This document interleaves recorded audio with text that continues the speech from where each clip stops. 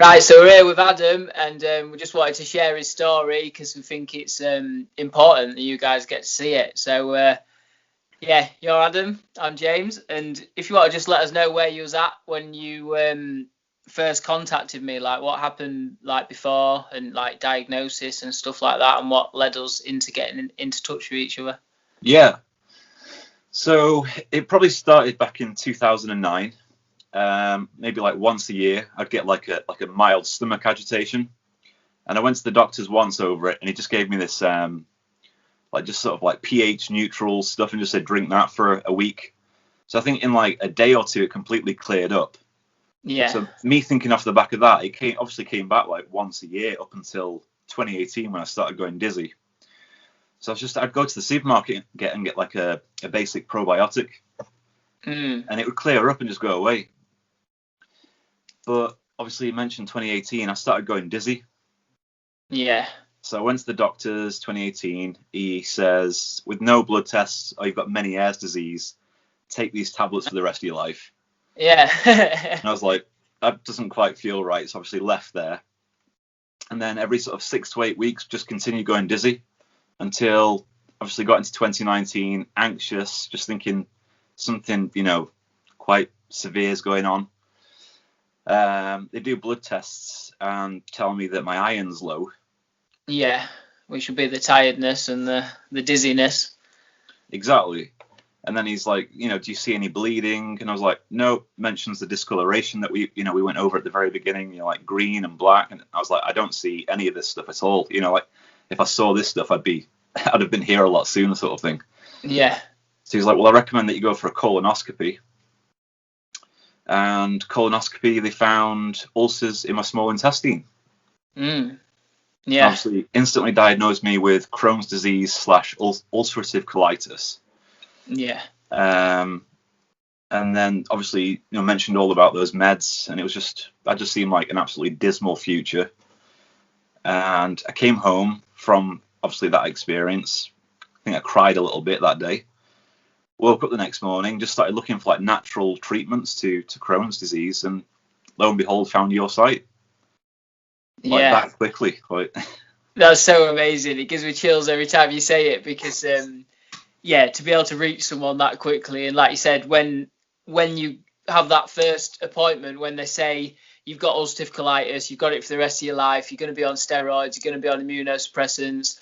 You're more likely to have a colon cancer. They chuck that in there as well, don't they? And it's just like bang, bang, bang, and you go home and you do feel like crying. Like it's at least you had a bit of a release there. But thank God you found me. So then I think we got on the phone for about an hour, didn't we? And I explained to you about the fact that it's toxicities that's actually causing your problem. You haven't got it for the rest of your life, and I agreed with you that I didn't feel it was necessary to have them medications and stuff. So so we then where did you go? And then after then, I think your mum called me first before I spoke to you, and she was like, James would be happy to talk to you. I spoke to your mum for about an hour. Yeah. And she, I remember that phone call was just a complete sort of like switch from like the way the energy of the day before was like just dismal future, injecting yourself in your stomach every 2 weeks for the rest of your life, popping a pill, which meant that you couldn't ever go out in sunlight again because it'd make you highly prone to skin cancer. That's what they told me. And then obviously your mum's there saying, low iron could just be the result of a parasite infection. Yeah. And it was like just instantly like, this just feels a whole lot different. Like, let's get on this and give it a try, sort of thing. So then just started speaking to you. So you got some results. Same with my story. I come home and instead of crying, I had someone to go to. I said, Mum, I'm going to have Crohn's disease for the rest of my life. Well, ulcerative colitis for the rest of my life. And she was like, you weren't born with it, James, so you can reverse it. And that's it. Sounds like she had a similar chat with you. So doing a job. She'll be happy to see this video, that's for sure. So then I explained what was going on, and then we got you started on the Qenda, didn't we? And it was did you do 3 months or 4 months on the Qenda, was it? Oh. Well, I did the 9-week cleanse, like minimum, I think is what you sort of say these days, isn't it? Yeah. But I continued taking it up until October, I remember, end of October, November. Yeah, and we introduced some serapeptase for the scarring as well, because you continue to get tests, didn't you? Or you was having some MRI scans and. Yeah, I think that's quite important to run through actually. So in the initial 9-week cleanse, whilst I'm taking Qenda, I'm getting like, what was it? I don't know if you remember me talking to you. The doctor called and was like, "Why are you not taking the medication? Time is tissue. The longer that you leave this, we're going to cut your intestines out.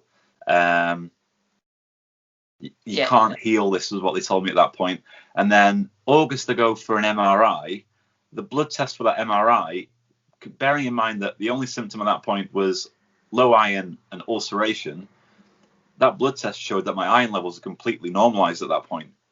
Yeah, that's the magic of the Qenda. Yeah, everybody finds that it only takes 2 or 3 weeks and the iron levels are back up. And yeah, it's a lot of what we explained. It was either like parasites or a bacterial or fungal overgrowth. That's what eats your iron and eats your B12. So it's not really that you're just low on iron. It's the fact that even if you've got a high iron diet, you can have things inside you that's eating your iron and knocking your body out of balance. And so you're not producing stuff. That immediately just to me was like, I remember the nurse saying, I was like, well, what are my results from my iron at that point? Because that's when they found I had 12 centimeters of scarring at that point. Yeah. And the nurse calls and she tells me that my iron levels, and I was like, this is good news. Like, what? This is like, surely this is like a good indicator. And your iron levels had got back up to where they needed to be. They wasn't low anymore. Something had happened, and it wasn't from taking medications or anything. And didn't touch them. So your upward trend started there, didn't it? Really, and like you said, then you found out you got scarring. So then the best thing for scarring is obviously serrapeptase. So that was it, August. So yeah, end of July I got the MRI, and then August we started on the serrapeptase.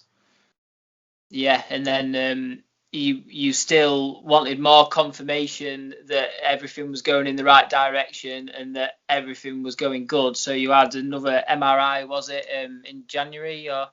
Yeah, so they left me alone at that point, and then doctor calls me again in November, and he's like, "How's everything?" I'm like, "Everything's good. No pain, no nausea, no vomiting, no discoloration. Never had that anyway." And he goes, "Well, this is remarkable. I've never known anything like it." Starts listening and asks me about what I've been using at that point. So I mentioned Qenda. He's like, "Well, it's full of herbs. It can damage your liver and your kidneys. I want you to come in for a blood test." Yeah. So I went in for a blood test the next day, and that's when my biochemical profile in my blood was like, absolutely nothing wrong. Inflammatory markers are all good. Now that's amazing, isn't it? Because even healthy individuals have inflammatory markers in the blood. Like the bloods aren't totally normal, but yours were like pristine, weren't they? And I remember saying to you on the phone, I was like, that is confirmation. You can't get any more confirmation than your blood's just been spot on. So that just showed the combination of the Qenda and the Ceres had you at the right place. Well, that was, did you say November time? But then you had another scan, like an actual scan this time, didn't you? At that point, we booked in for another MRI, which was in February, just gone, and that's when we found out, what is it? So it said, I know, because the terminology got you a little bit, didn't it? It was basically you started off with 20 centimeters of scarring, and it was quite thick. But then they said the thickening had actually reduced. The mucosal lining had got less thick and less scarred. And also the 12 centimeters had actually reduced slightly as well. Well, that's the thing as well, because the first letter they ever sent says 20 centimeters. The second letter, but at this point, I hadn't even had an MRI since the first one. So the letter that came with the bloods in November said 12 centimeters. So it's like, well, what's happened to 8 centimeters? Yeah. You're lying in the first letter, or what's going on? But yeah, it said, so the results were moderately thickened, obviously with significant changes to the scarring, and it's turning back to a submucosal fatty, whatever it said. Yeah, basically reversing scarring, which is pretty much unheard of, because normally scarring builds on top of each other and keeps going, which is why the surgeries is a last option, because you can end up with more and more scarring. But it's pretty amazing the journey, how it's all unfolded, and how you've got each confirmation at each stage. And obviously, yeah, clean bloods, scarring's gone down. Obviously, the dizziness and stuff has gone away, and yeah, iron levels have come right back up again. And then also, just we've been talking a lot as well, and just I've been giving you a lot of support as well, just on, because that's another part of healing as well, isn't it? It's not just healing the body, it's sort of understanding on an emotional level and sort of spiritual level and whole lifestyle level just what's going on. And Yeah. your body's telling you need to change some stuff, and you was pretty clued up with your diet anyway, and that Yeah. was Like from the conversations we had, literally the only thing I did was go organic. Like I was already eating pretty fresh anyway, and it was like, well, I'll just make that effort to switch to, organic spuds. That was, I think, one of the main things that we spoke about was, potatoes and just. Yeah, the levels of pesticides and stuff like that inside them, like the dirty dozen, like potatoes, kale, spinach, strawberries. Like you don't want them, non-organic, and just little changes like that, which I think help. But little tweaks. Yeah, that's what I say to a lot of people. It's not a big thing. It's just little tweaks, and obviously make sure you get the Qenda in you, and then everything else, if anything else, is just little tweaks. So it's but yeah. So lastly, who would you recommend it to? Like, who would you recommend talking to me and obviously the Qenda to? I've been talking to a lot of people about just this journey, and obviously it's strange times anyway, with obviously lockdown and all this stuff. And the minute I start talking to people, they'll be like, "Oh, I know someone with such and such with, that they've had trouble with their gut or trouble with Crohn's or IBD or ulcerative colitis," and I'm just like, well, completely just like, well, go to the guthealthhub.com, like. Yeah, I appreciate. Like, let me write that down. And like, yeah, tell them about your profile. It's just anyone and everyone. In fact, Dan, that guy, messaged me back and said he's had the best bowel movements. Yeah. Yeah, awesome news. That is good. It is that's it. People don't even talk about it. Like, that's the first thing I normally ask people is like, how many bowel movements are you having and what are they like, because that's a good indicator of what's going on in your body and stuff. And yeah, it's not taboo to talk about poo. That's for We're sure. all doing it. Yeah. yeah, exactly.